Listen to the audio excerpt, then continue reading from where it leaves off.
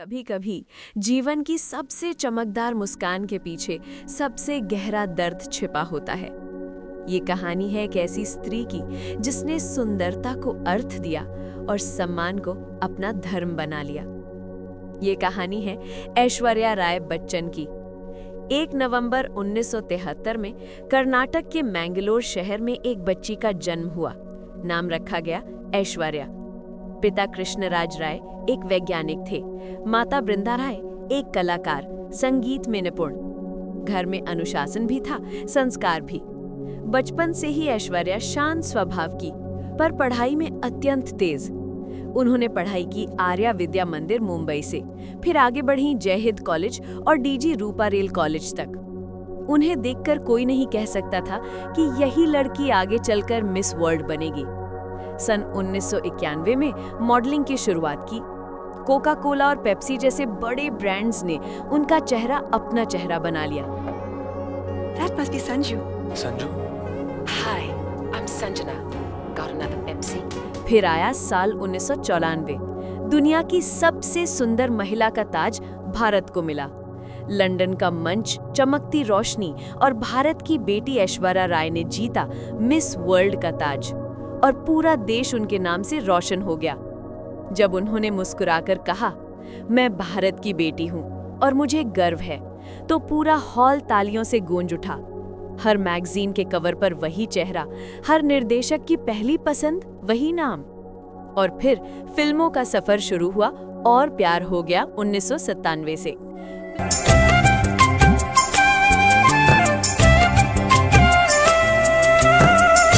Film चली नहीं, लेकिन दर्शकों ने एक बात समझ ली कि ये चेहरा सिर्फ सुंदर नहीं, भावनाओं से भरा हुआ है। फिर आया 1999, हम दिल दे चुके सनम।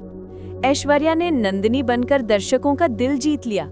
संजय लीला भंसाली ने कहा था, ऐश्वर्या का चेहरा बोलता नहीं, महसूस करता है। तो हम दोनों की पतंग हवा में यूं लहराती, कितना मजा आता। नहीं चाहिए काग दिखे वाले।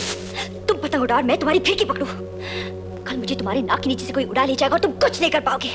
ताकते रहना खाली आसमान। अरे कैसे कुछ नहीं करूंगा? मैं उसको भांगी नाकू, तोड़ी नाकू, भुक्को करी नाकू। यही वो दौर था जब सलमान खान और ऐश्वर्या राय की कहानी शुरू हुई। बॉलीवुड ने कहा, ये जोड़ी स्वर्ग में बनी है, पर असल जिंदगी में ये रिश्ता स्वर्ग नहीं, आग का दरिया था। सलमान और ऐश्वर्या का रिश्ता बहुत चर्चित हुआ। दोनों की नजदीकियां हर फिल्म सेट और हर अखबार की सुर्खी बन गई। पर समय के साथ सलमान का स्वभाव ऐश्वर्या के लिए भारी पड़ने लगा। मीडिया रिपोर्ट्स कहती हैं, सेट पर झगड़े, फोन कॉल्स पर विवाद और यहाँ तक कि सलमान का ऐश्वर्या के घर तक पहुँच जाना, सब कुछ उस दौर का हिस्सा था। ऐश्वर्या ने अपनी गरिमा बनाई रखी, पर 2002 में उन्होंने इस रिश्ते को समाप्त कर दिया। उन्होंने कहा था, मैंने अपने आत्मसम्मान के लिए ये फैसला लिया है। इस एक लाइन ने पूरे देश में हलचल मचा दी। मीडिया ने सलमान को गुस्से में दिखाया और ऐश्वर्या को एक ब्रेव वुमन के रूप में देखा। इसी दौर में उनकी जिंदगी में आए अभिनेता विवेक ओबरॉय। विवेक ने एक प्रेस कॉन्फ्रेंस में कहा कि सलमान उन्हें धमकी दे रहे हैं क्योंकि वो ऐश्वर्या के करीब हैं। ये बयान ऐश्वर्या को पसंद नहीं आया। उन्होंने बाद में कहा, वो कॉन्फ्रेंस मेरी जानकारी या अनुमति से नहीं हुई थी। इस घटना ने न केवल सलमान और विवेक का करियर हिला दिया, बल्कि ऐश्वर्या को भी फिर से विवादों के बीच ला दिया। मीडिया ने तरह तरह की कहानियां बनाई, पर ऐश्वर्या चुप रही। उनकी यही चुप्पी उनके चरित्र की पहचान बन गई।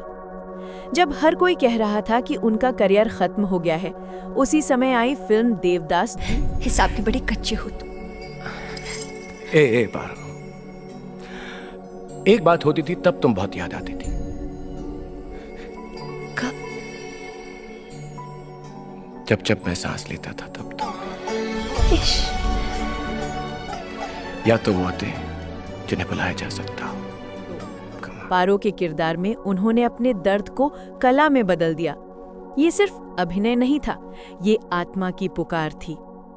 फिल्म ने उन्हें विश्व पटल पर पहुंचा दिया। कान फिल्म फेस्टिवल में उन्होंने भारत का प्रतिनिधित्व किया और उनकी गरिमा ने दुनिया को मोहित कर लिया। अब ऐश्वर्या सिर्फ अभिनेत्री नहीं रही, वो भारत का चेहरा बन चुकी थी।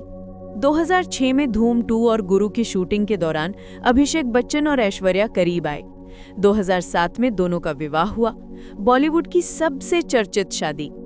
परंतु शादी के बाद भी आलोचनाएं नहीं रुकी।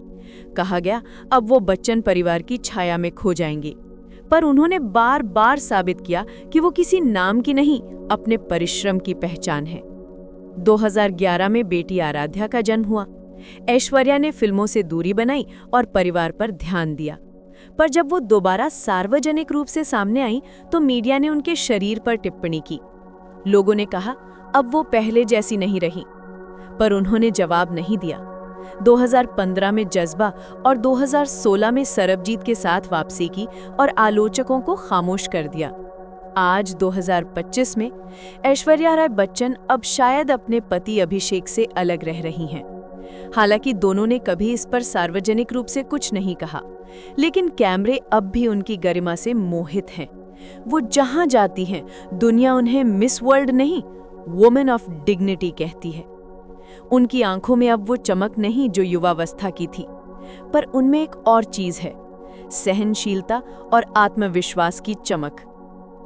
ऐश्वर्या राय बच्चन की कहानी सिर्फ एक अभिनेत्री की नहीं, एक ऐसी औरत की है जिसने जीवन के कई उतार चढ़ाव देखे, पर हर बार संघर्ष किया और फिर खड़ी हुई।